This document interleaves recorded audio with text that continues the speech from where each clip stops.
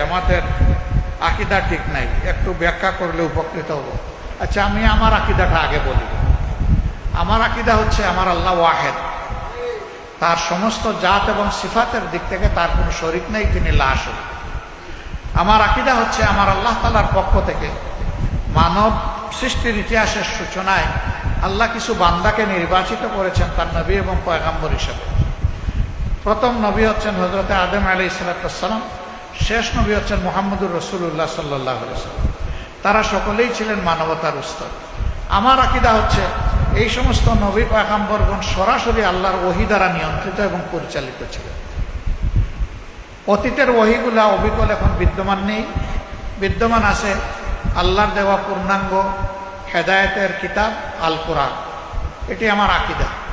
আমার আকীদা হচ্ছে যে আল্লাহ তাআলার আনুগত্যের সর্বোত্তম নমুনা হচ্ছেন মুহাম্মদুর রাসূলুল্লাহ সাল্লাল্লাহু আলাইহি ওয়াসাল্লাম।